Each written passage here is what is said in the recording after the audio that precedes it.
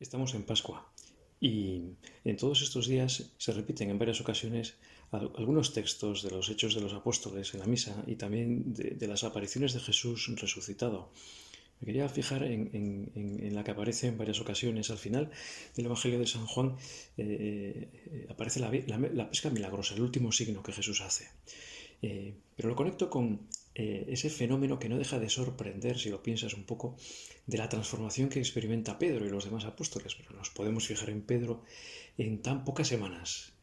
En escasos 50 días, 7 semanas, puedes ver a Pedro, hace poco lo contemplábamos, en la pasión, huyendo de Getsemaní, no estando presente en el Calvario, negando 3 veces a Cristo ante una criadilla, sin más importancia.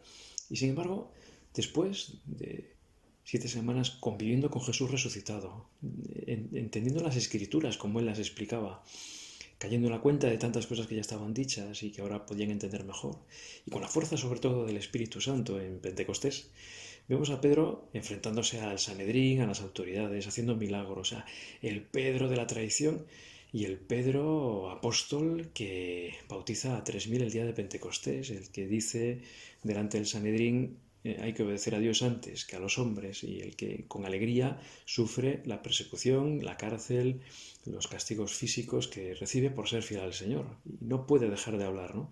Entonces, en esta Pascua, en estos días, te animo a preguntarte, bueno, si eso fue un proceso de transformación tan impresionante en Pedro, ¿por qué no se produce en mí? También en esta Pascua. Si yo estoy en contacto con los dones del reino, con las promesas de nuestro Señor Jesucristo, si yo conecto con Jesús resucitado, que es el mismo que está y vive en la iglesia y se aparece a través de los sacramentos y con toda su fuerza, ¿por qué no va a ser también en mí posible esa transformación que debemos en Pedro? Quizá si ponemos demasiado énfasis en nuestras seguridades, en nuestros cálculos, pues quizá la gracia de Dios no pueda actuar. Y por eso podemos pensar cada uno de nosotros, dejo actuar la gracia de Dios como Pedro y los demás apóstoles en esos días, hasta la ascensión y luego hasta Pentecostés. Todo eso estaba anunciado y de hecho vemos que en el Evangelio este que te decía antes, ¿no? Del capítulo 21, de la pesca milagrosa, durante toda la noche no han pescado nada y son pescadores muchos de ellos, y Jesús desde la orilla les dice que echen la red a la derecha y pescan 153 peces, 153 peces, que son muchos peces, y además dice el Evangelio que son grandes, ¿no? Y de ellos luego toman alimento, ¿no? En la Sagrada Escritura no hay nada que sobre, todos los detalles tienen su sentido y hay un lenguaje simbólico que a veces se nos escapa. Cuando nos lo explican y lo volvemos a leer en clave teológica y espiritual, los textos vuelven a tener pues quizá una tercera dimensión, relieve, volumen. El número 153 no es un número sin más, no es que fuesen esos los peces que pescaron, que eso no lo sabemos y pudo ser así, pero ese número 153 tiene una gran simbología dentro del mundo bíblico, de los rabinos, de los escribas, de todos los que estaban en el entorno de los textos bíblicos que se van produciendo. En el mundo bíblico, te digo, los números tienen un gran simbolismo. Aparecen en el Apocalipsis, se utilizan números que tienen una simbología, en los evangelios, en los profetas, en los relatos de los patriarcas. El número 153 es la triangulación del número 17. Si tú sumas 1, más 2, más 3, más 4, hasta más 17, así, pues te da 153. O si haces un triángulo poniendo en el vértice superior un 1, luego dos unos debajo 3 unos, así hasta 17 unos, y sumas todos esos números, da el número 153. Es decir, el 153 es como la explosión, la expansión del número 17. Eso obedece a una profecía que está contenida en el capítulo 47 del profeta Ezequiel.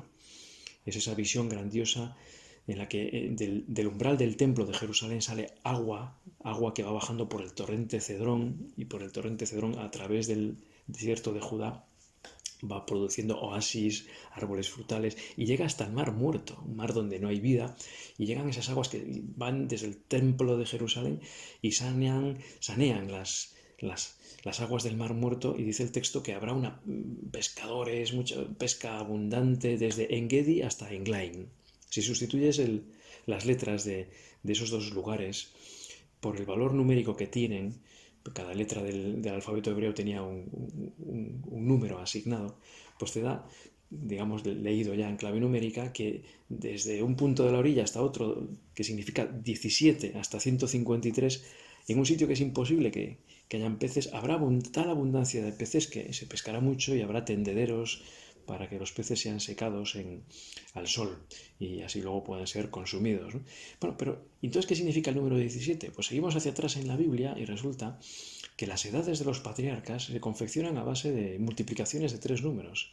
Si te fijas, la Biblia dice cuántos años vivió Abraham, Isaac y Jacob, y es el resultado de la operación de multiplicar 5 por 5 por 7 en el caso de Abraham, o 6 por 6 por 5 en el caso de Isaac, o 7 por 7 por 3 en el caso de Jacob, el padre de José. Y José, pues si seguimos la progresión, tendría algo que ver con 8, 8 y 1, ¿no? Bueno, pues si multiplicas las cifras de los 3 primeros patriarcas, da cada uno 185, no me acuerdo, 100, bueno, da 100 y no sé cuántos, que es la edad, ¿no? Pero si sumas esas cifras, da 17 en el caso de Abraham, de Isaac y de Jacob, y también en el caso de José. José sería 8, 8 y 1, si lo sumas 8 más 8 más 1 es 17. ¿No? Entonces 17 tiene mucho que ver con los patriarcas, es un número que lo señala. Y además, si tú vas al libro del Génesis y ves cómo empieza la narración de José y cómo termina, pues te darás cuenta que José tenía 17 años, había vivido de los hijos pequeños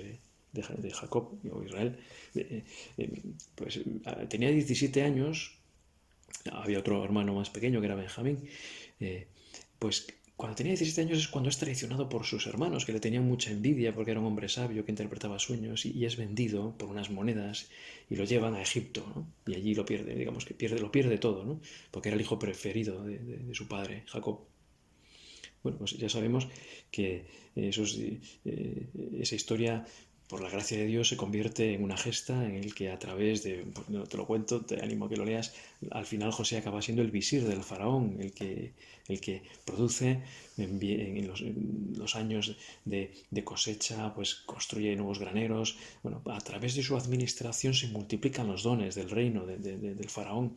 Y entonces cuando hay hambre en Canaán, los patriarcas bajan y el faraón les dice: id a José, haced lo que él os diga, ¿no? Y él es el que les provee y luego se revela. Es decir, que José había sido vendido, traicionado, al principio querían matarlo, pero alguno de sus hermanos le dice: mejor lo vendemos por unas monedas, parece que lo pierde todo y sin embargo, por la acción de Dios, pues es el instrumento para que tengan alimento en abundancia los patriarcas y luego, después de un tiempo, vuelvan a la tierra prometida, después de que desaparece aquella hambruna. Todas estas realidades del Antiguo Testamento están apuntando al Evangelio, al reino de los cielos, a las enseñanzas de nuestro Señor Jesucristo, a los dones que se iban a producir al ponerse en marcha la Iglesia, al ponerse en marcha la acción del Espíritu Santo en la vida de aquellos primeros que siguieron a Jesús. También son 17 años los que pasa en Egipto Jacob hasta que muere y vuelven después. Es decir, el inicio de la narración de José aparece el número 17, al acabar también aparece el número 17. El número 17 señala a los patriarcas que son los que han hecho una alianza con Dios. Dios ha hecho, mejor dicho, una alianza con ellos. Les promete una descendencia numerosa de la que nacerá el Mesías. Si cumplen las leyes, el pacto, el decálogo, Dios les bendecirá y hará alianza con ellos, hace alianza con ellos y los adopta como hijos, ¿no? Todas las alianzas que Dios establece, pero que el hombre rompe y que Dios vuelve a establecer a lo largo de la historia del Antiguo Testamento, apuntan a la nueva y eterna alianza que se ve en la pasión de nuestro Señor Jesucristo y que todos los días, o cuando asistimos a la Santa Misa, el sacerdote en el momento de la consagración dice, ¿no? Este es el cáliz de la sangre de la nueva y eterna alianza, ¿no? Bueno, pues estas son cosas impresionantes que si uno piensa le conecta con la vida de la Iglesia, la vida de la gracia. ¿Por qué yo no voy a ser un Pedro que es transformado por los dones del Señor, que disfruta de todos estos tesoros que la Iglesia administra, ¿no? Igual que el Señor en las bodas de Caná convirtió el agua en vino, o que después de una noche entera sin poder pescar, pescan 153 peces, esas aguas que son capaces de convertir un mar muerto, salado, en una maravilla de pesca y de vida y de alimentos, pues hablan de esa realidad sacramental, misteriosa, espiritual, la vida de los cristianos, ¿no? Eso que sorprendía a los judíos que estaban en Jerusalén viendo a Pedro y a los apóstoles hablando en lenguas y haciendo milagros. ¿Por qué en mi vida no hay milagros? Sí que hay milagros, a veces es que no los vemos. ¿No es cierto que quizá tú y yo podemos pensar un poquito más en hacer rendir los talentos, en pensar un poquito más en la vida de la gracia y en conocer un poquito mejor las Escrituras para que nos iluminen y nos ayuden a conectar con el Señor.